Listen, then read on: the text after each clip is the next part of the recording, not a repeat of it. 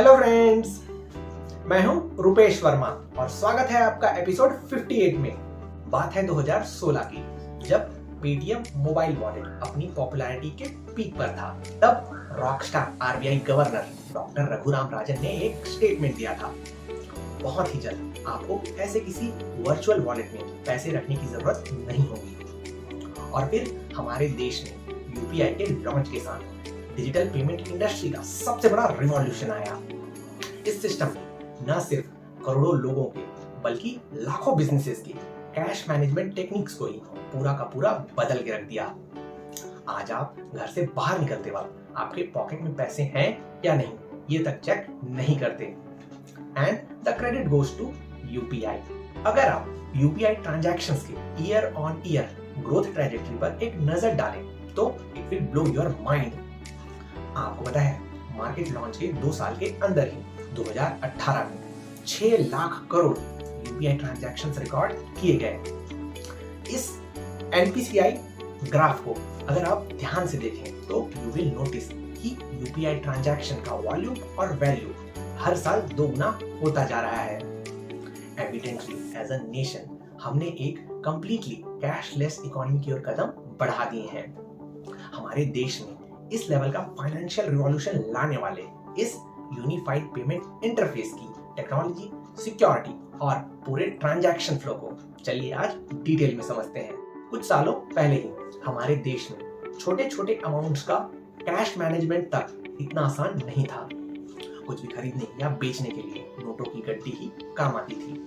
It was neither safe nor convenient. And you know, इस structural problem का solution निकालने की कोशिश बहुत पहले ही शुरू कर दी गई थी। 1990s में रिजर्व बैंक ऑफ इंडिया ने इलेक्ट्रॉनिक क्लियरिंग सर्विस ECS के साथ भारत में पहली बार डिजिटल पेमेंट्स को इंट्रोड्यूस किया था। उसके बाद साल दर साल हमारे देश का इलेक्ट्रॉनिक पेमेंट और सेटलमेंट मैकेनिज्म स्ट्रांगली ग्रो करता चला गया। जल्द ही 2004 में 2 बैंकों के बीच बड़े अमाउंट्स वाले ट्रांजैक्शन के सेटलमेंट के लिए RTGS और 2005 में छोटे छोटे अमाउंट्स वाले ट्रांजैक्शंस के लिए NEFT को लॉन्च किया गया। And soon they became very popular. बस एक ही प्रॉब्लम थी, तब NEFT और RTGS ट्रांजैक्शन को आप सिर्फ बैंकिंग आवर्स में ही कर सकते थे और इसलिए एक रोबस्ट पेमेंट और सेटलमेंट सिस्टम का इंफ्रास्ट्रक्चर तैयार करने के लिए 2008 में RBI के गाइडलाइंस और मॉनिटरिंग के अंदर NPCI मतलब national payments corporation of India की स्थापना की गई। फिर 2010 में NPCI ने real time 24x7x365 electronic fund transfer के लिए IMPS मतलब इमीडिएट पेमेंट सर्विस को लॉन्च किया। And this led the foundation of electronification of retail payments in India. But wait, इन पुराने पेमेंट सिस्टम्स का आज के हमारे यूपीआई से क्या लेना देना? यूपीआई में तो हमें बस QR कोड स्कैन करने की देरी रहती है ना? आप सोच के देखिए, एक पेयर जिसके पास लेट्स से ICICI बैंक का अकाउंट है, किसी मर्चेंट को जिसके पास SBI का अकाउंट है, उसे पेमेंट ट्रांसफर करता है, तो क्या वो पैसा तुरंत उसी समय ICICI बैंक से निकलकर SBI के पास पहुंच जाता होगा? No, it's not possible. Actually, RBI की निगरानी में सभी बैंक्स के बीच ट्रांजैक्शंस का जो सेटलमेंट और रिकंसिलिएशन होता है, it's fairly complex to understand. इसे कभी और समझेंगे। आज के लिए बस इतना ही जान लीजिए, UPI अपने पेमेंट्स के सेटलमेंट्स के लिए existing payment systems RTGS, NEFT और IMPS पर हेवली रिलाई करता है। Fundamentally they make the backbone of UPI transactions.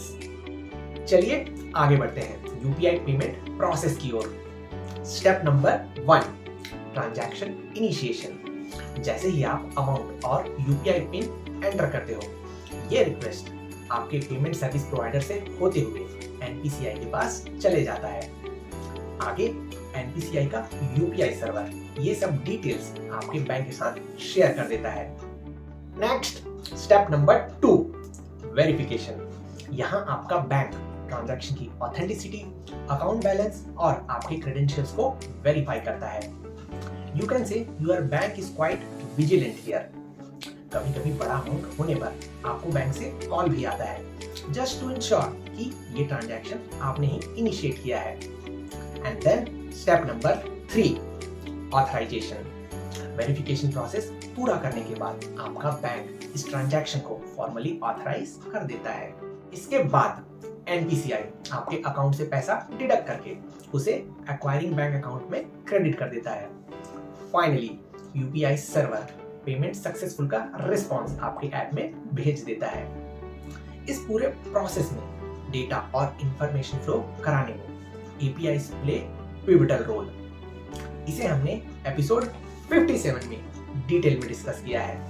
Don't forget to check it out. वीसी इंस्टेंटली पैसा ट्रांसफर करना इज ऑसम, लेकिन इन ट्रांजैक्शंस को सिक्योर कैसे रखा जाता होगा? Let's focus on that.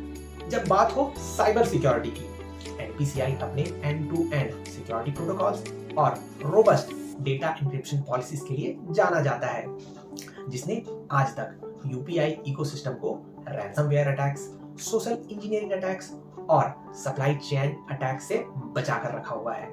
हर एक यूपीआई ट्रांजैक्शन, चाहे वो ₹1 का हो या ₹1,00,000 का, 2 फैक्टर ऑथेंटिकेशन करना अनिवार्य है और इस ट्रांजैक्शन का अलर्ट आपको इंस्टेंटली भेज दिया जाता है। एडिशनली आजकल आर्टिफिशियल इंटेलिजेंस की मदद से NPCI advanced fraud detection system develop करने में भी जुटा हुआ है। Long live NPCI. आज यूपीआई एक फ्री सर्विस है, तो फिर इतना हैवी डिजिटल इंफ्रास्ट्रक्चर तैयार करके आरबीआई, एनपीसीआई और गवर्नमेंट ऑफ इंडिया को क्या फायदा हुआ होगा? सोच के देखिए, आपको यकीन नहीं होगा। अकेले 2021 में इंस्टेंट पेमेंट्स के चलते 1,00,000 करोड़ रुपए के बराबर कॉस्ट की सेविंग हुई है। वाओ, दैट्स माइंड ब्लोइंग, है ना? आज हम गर्व के साथ कह सकते हैं हमारे इंडियन इनोवेशन यूपीआई ने एक ग्लोबल कैशलेस इकोनॉमी डेवलप करने के लिए पूरी दुनिया के सामने एक पावरफुल एग्जांपल सेट किया है। जय हिंद। इसी के साथ आज का हमारा ये सेशन पूरा हुआ। मिलते हैं अगले हफ्ते।